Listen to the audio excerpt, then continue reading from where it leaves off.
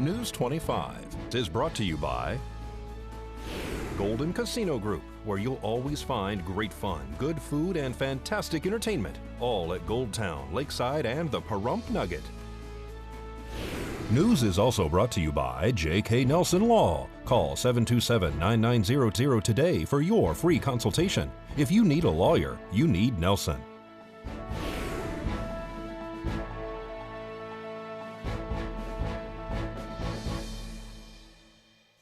Clark County is making big plans for the upcoming NFL draft, and a family-owned business decides to call it quits. News 25 starts now. This is News 25 with Eunette Gentry. News 25. Local coverage you can count on. Looking past the Super Bowl, Vegas plans for the upcoming spring draft season. It's Thursday, January 23rd. I'm Eunette Gentry. Well, officials with the NFL have unveiled grand plans for the 85th NFL Draft that's coming to Las Vegas this April. Clark County commissioners heard all of those details during a presentation earlier this week. Draft organizers were seeking some major but temporary road closures. And after assuring the county that they are doing everything to minimize any traffic impacts, commissioners unanimously approved the closure requests. I can't think of a better town or a better city to bring the draft to than Las Vegas. Las Vegas understands the importance of special events, you understand how to host special events, and you understand how to produce special events. This is a city that understands that, and that's why we're excited to be here. I want to take a look at the overall footprint of the NFL draft in Las Vegas. I point your direction now to the top of this screen here where you see the Bellagio fountains. This is where the draft begins on Thursday afternoon. This will be the home to the red carpet stage. This is where prospects are introduced to a global audience with themselves and their family member walking across the stage that is built directly on the Bellagio fountains. I am told by our friends at the MGM this is the largest stage that's ever been constructed on their water, and we're very proud of that piece.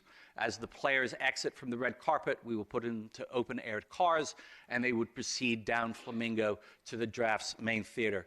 This is also the front door of our draft. We will build a structure that will span across Flamingo at the boulevard and be the welcoming and open door. It's what connects the Strip to where experience and the theater will be. This will be the epicenter of two very important things to us. First is the NFL experience. The best way to describe it to you is an NFL theme park. Here we will have the history of football on display with our rings, Vince Lombardi Trophy, and also our interactive activations and games, our kicking games, our punting games, our 40-yard dash games, and our clinic fields are here as we build out our youth programming. Adjacent to that on the other side is where the main theater will be, looking back against the Strip. It will be attached to the side of the New Caesar Forum. We will build our largest stage structure to date and then use parts of the Forum to host our green room and our working media room. We will be starting on April 8th. That's our first boots on the ground. That is building the stage in the water at Bellagio. And we will start by taking the two lanes closest to the water between Flamingo and the Bellagio entry along Las Vegas Boulevard. We'll be utilizing those lanes to unload and offload trucks. And then during the hours of 6 a.m. to 5 p.m., we'll be craning up and over the trees and actually building our stage structure. Phase 2 is the arch that John referred to that will span across Flamingo at the boulevard, at that intersection. That will begin on the 13th, which is a Monday, and run through 46 hours to the 15th.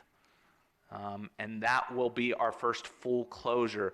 That will close Flamingo Boulevard from Las Vegas to Koval.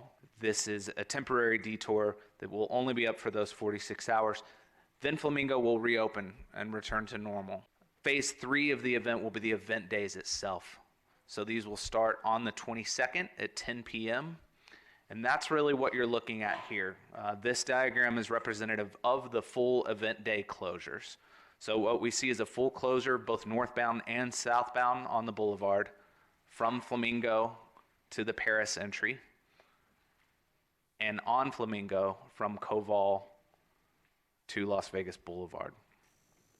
All right, I know many of us are looking forward to that. And remember, those draft events run April 23rd through the 25th, but those road closures will begin on April 8th. And if you drive in the area of Las Vegas Boulevard and Flamingo, you'll want to plan accordingly during that time, and stay tuned for more information about those planned detours. And now, a family-owned amusement company with ties to Pahrump has unfortunately closed its doors. Brett Francis has more. Davis Amusement Cascadia, based in Oregon, officially shut down January 1st. The company had operated for 80 years in the industry. Davis Amusement Cascadia provided carnival rides, games, and food service for festivals, fairs, and events throughout several western states, including Oregon, Washington, Nevada, California, Montana, and Idaho. Davis operated locally in Pahrump out of a facility on West Bella Vista Avenue, where they also stored many amusement rides. The company often provided rides and related services to events in Pahrump and Las Vegas. Michael J. Davis, CEO of Davis Amusement Cascadia, spoke with CarnivalWarehouse.com about his decision to close the business. He told them he couldn't point to a single issue as a reason for stepping away from the industry, but he did place some blame on what he calls the structure and nature of the fair and festival environments. Davis said while the cost of doing business has continued to increase, it's often been disproportionate to price and revenue increases. He said there are limits to what can be charged for tickets, and even with a recent restructuring, the ratios just weren't where they needed to be. Davis says he expects other amusement providers to step up to fill the void left by his company's closure. Davis's brother, Pat Davis, will continue to operate the Davis Show Northwest business in Oregon and Washington. Stay tuned. KPVM News will be right back. You're watching KPVM News 25. Local coverage you can count on. Welcome back to News 25. Well, major car company Tesla hits a major milestone, being valued now at more than $100 billion. Angela Miles has that story and more in today's Business First Brief. Here's Angela Miles with today's Business First Brief. Topping our news, Tesla is on a hot streak. That stock has been riding at record highs, and now the electric car company is the first publicly traded U.S. automaker to cross the $100 billion mark in valuation. That is more than Ford and GM combined. Also, for the first time ever, electric car buyers will be able to purchase Teslas in the state of Michigan after the company settled with lawmakers. General Motors has a new deal with Michigan lawmakers. The automaker will remain eligible for $2.27 billion in tax credits, but will also be required to keep more than 34,000 workers in the Great Lakes state, as well as invest $3.5 billion in plants. A bumpy day for Boeing. Wall Street analysts predict the grounding of the 737 MAX after two fatal crashes will cost the company $25 billion. To find out where you can see us every day, go to businessfirstam.com. Thanks so much, Angela. And turning back now to area news. On January 17th, the Bureau of Land Management Battle Mountain District Tonopah Field Office issued a decision record and finding of no significant impact based on analysis provided in the Reveille Hero Management Area Wild Horse Gather Plan Environmental Assessment. The BLM developed the 10-year Gather Plan to manage wild horses within the Reveille Herd Management Area. Based on that decision, the Bureau of Land Management Tonopah Field Office will begin a wild horse and burro gather on or about February 3rd, 50 miles east of Tonopah in Nye County. Nevada's purpose for that gather is to reduce impacts to rangeland health and wildlife habitat in that area. In addition, the BLM must comply with court decisions from 1987, 2001, and 2002, which require that when the appropriate management level of 138 horses is exceeded, enough excess horses must be removed to allow 3 years to elapse before another gather is necessary. Removing excess animals could also enable significant progress toward achieving the standards for rangeland health identified by the Mojave Southern Great Basin Resource Advisory Council. The BLM plans to gather approximately 200 wild horses, remove up to 150 wild horses from within the outside of the Reveille area, and treat and release up to 25 mares back into that area. Once the gather is completed, approximately 72 wild horses will remain in the Reveille area. That gather is expected to last around 7 to 10 days, and the BLM will conduct gather operations using helicopter-assisted methods. All horses and burros identified for removal will be transported to the Indian Lakes off-range wild horse and burro corrals that are located in Fallon, where they will be checked by a veterinarian and readied for BLM's wild horse and burro adoption and sale program. For more information on how you can adopt or purchase a wild horse or burro, visit blm.gov. Now here's Josh with today's Great Computer Deals Tech Tip. Hi, it's Josh with Pahrumph's own Great Computer Deals. Let's get right into it. It's time for another quick tutorial. How do I know it's time to buy a new computer? Well, here's one sign. You're currently running either Windows XP, Vista, or 7. Most of these older versions of Windows have already reached end of life and are now virtually impossible to use with modern internet technology. Since it will cost some money to purchase and have installed the latest version of Windows, why not just take that money and invest it in a new computer already running the updated software? Computer shopping can be really tough. Do I go new or used? What specs are worth the money and what's just hype? Come down and see our store and talk to somebody that has your best interests at heart. Why trust a technician when you can trust a friend? Great Computer Deals is located at 1190 East Highway 372. Call us at 775-990-8833. Thanks so much, Josh. Well, it's still the middle of winter, and that finds us smack dab in the middle of flu season. And according to the CDC, the flu has been a little out of the ordinary this year. Erica Foreman has more on what you need to know about the flu this 2020. Fighting the flu in January is nothing new, but this year has been anything but typical. Dr. Frank Esper of Cleveland Clinic Children's says we could be in for a long flu season since it arrived in early fall. It's one of those reasons why we always ask everybody to get vaccinated in October and September, is because we never know when flu is going to hit. And this is one of those years where it hit really early. The type of flu that's dominating is a strain experts don't typically see this time of year. This strain, Flu B, is usually a strain that shows up a lot later, usually in February and March, and for whatever reason it's showing up now. We don't understand why. According to the CDC, influenza B and H1N1, another strain that's cropped up recently, are more likely to affect children and young adults. But Dr. Esper says flu is capable of making anyone, even healthy people, very sick. And just because flu season started early doesn't mean it will end early. So if you didn't get a flu shot, now's the time. You may not have had the flu yet, but there's a whole lot of flu season to go. It is still okay to get your flu vaccine right now. There's still a lot of flu and different strains of flu that are coming, and this flu vaccine may help prevent those types of infections. At Cleveland Clinic, I'm Erica Foreman. And if you or your child gets sick and you think it might be the flu, it's important to stay home so you can avoid spreading it to others. However, if someone is having difficulty breathing, it is best to contact a doctor. And stay tuned right here at KPVM News, where we are Pahrumph's #1 and now Las Vegas's newest news source. This segment of the news is brought to you by Mountain West Lawyers, Nye County's injury attorneys. Don't get bullied by insurance companies. Call Jason Ernest and bully them back at 775-727-9500.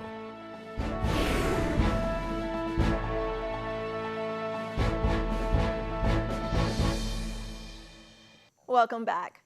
U.S. Secretary of Agriculture Sonny Perdue announced two proposals that will put local schools and summer food service operators back in the driver's seat of their programs because they say they know what's best for their children. Under the school meals proposed rule, school nutrition professionals have more flexibility to serve appetizing and healthy meals that appeal to their students' preferences and will subsequently reduce food waste. The proposed rule also encourages state and local operators to focus resources on feeding children rather than administrative paperwork. Those improvements build upon the 2018 reform that preserves strong nutrition standards while providing schools the additional flexibilities they need to best serve America's students. The USDA says schools and school districts continue to tell them that there is still too much food waste and that more common sense flexibility is needed to provide students nutritious and appetizing meals. The school meals proposed rule would continue to ensure children receive wholesome yet tasty meals that provide the nutrition they need to grow and thrive while offering increased flexibilities for local school districts to serve children food that they actually want to eat. And turning back to local news, a local band named Ear Candy will be performing and collecting food for our area's less fortunate and then delivering it to local food banks this weekend at the Hub. We're doing a fundraising benefit concert at the Hub Saturday the 25th from 7 to 11. And basically we just ask people to bring non-perishable food items or a can of food to the event and come and have fun. Ear Candy's playing. It's at the Hub, which is 2720, I think, West Bella Vista. And it's from 7 to 11. Bring a can of food, come out and have a good time. What's the food going to? It's going for the hungry people in Pahrump, mostly homeless people, but whoever, you know, we've given it to a couple different churches, and I had somebody I met here one time before I was going to do the thing that I gave it to one time as well. But, all right, so come on by. We've done well. We've done anywhere from a pickup load full to a half a pickup load each time, so people have been very supportive. Is there any particular items that you're looking for them to donate? Just food items and non-perishable food items, you know, anything that's not going to go bad. Anything that's easy to open and easy to prepare, right? Easy to open, easy to prepare, and that won't go bad. All right. And so this Saturday, come on by and, of course, enjoy Ear Candy because they're going to be performing the whole time? Yes. We kind of feel like Pahrump's our home. Mm-hmm. We all met there at a jam session I used to run there, the bass player and the drummer, and it's kind of old home week for us over there. We love the Hub. News 25 WeatherCam is brought to you by Lerner and Rowe Injury Attorney's Office in Pahrump. In a wreck, need a check? Call 702-877-1500. All right, it's still the middle of winter, but looking outside through our Lerner and Rowe weather cam at conditions earlier today, it didn't feel much like winter, and as you can see, it doesn't look like winter either. It's a beautiful day outside still, and we'll take a closer look at our forecast right after this break.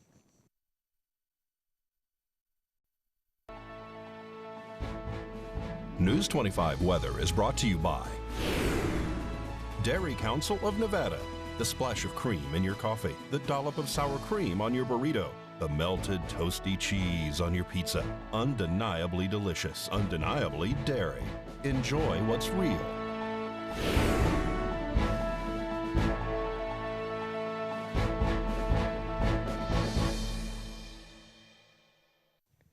Hello and welcome back to News 25. I'm Michael Donohue with today's weather.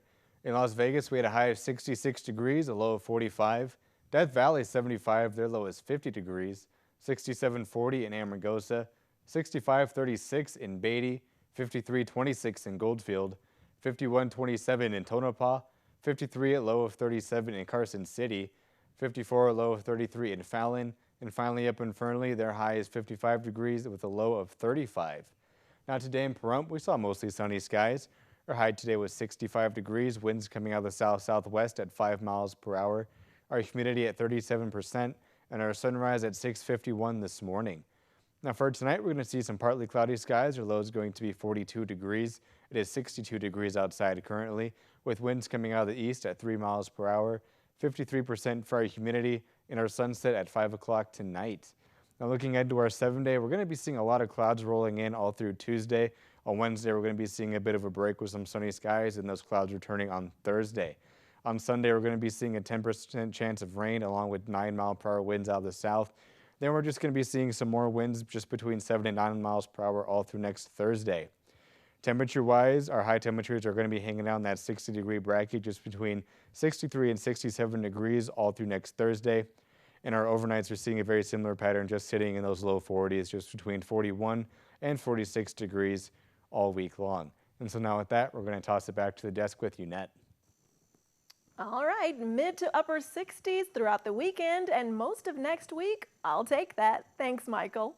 Well, that does it for this edition of News 25. I'm Eunette Gentry. And from all of us here at KPVM and Ace Country Radio, thanks so much for joining us tonight, and we will see you again tomorrow. Good night.